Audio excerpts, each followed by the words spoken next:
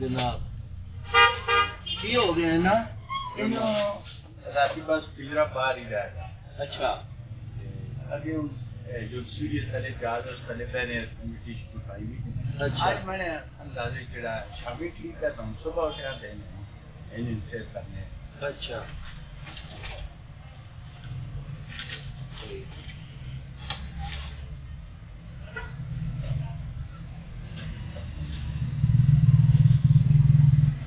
मैं तो क्या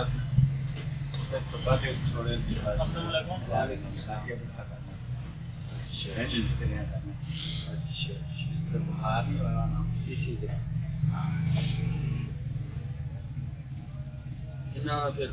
पकड़ सो है ना एक इंजेक्शन ला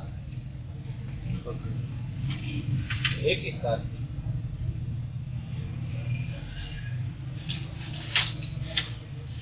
बैठो भाईजान बैठो ठीक हाँ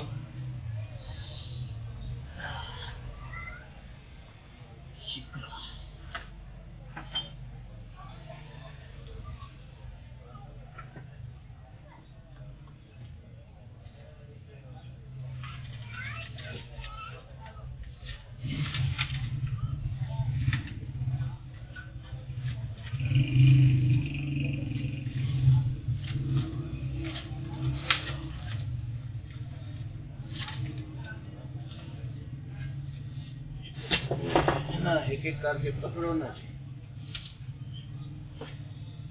आराम ना करिए क्या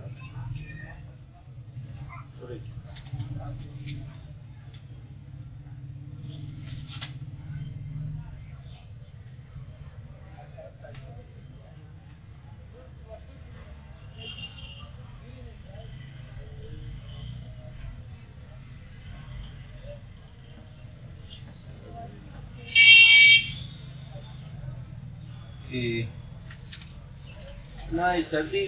नाल नमूनिया वगैरह हो गया ना इस वजह से फिर नर्वस सिस्टम काम नहीं कर रहा है। बैठो तशरीफ आराम ज्यादा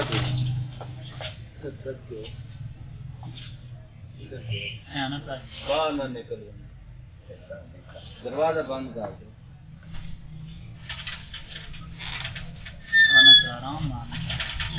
आराम बिल्कुल ठीक आना था जिंदगी पहले आना था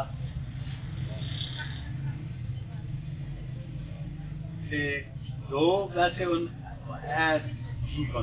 उन्हें मिला देना सीना करें ठीक हो दवाई एहतियाती तौर पर बैठो ना किसी रखो ठीक करके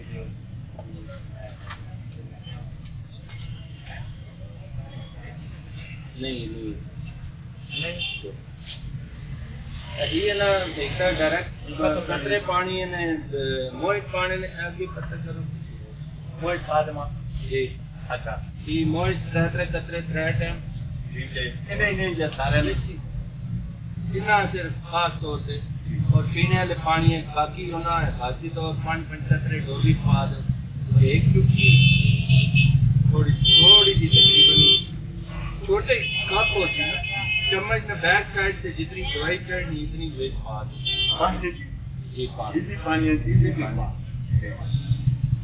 इंशाल्लाह बेहतर होगा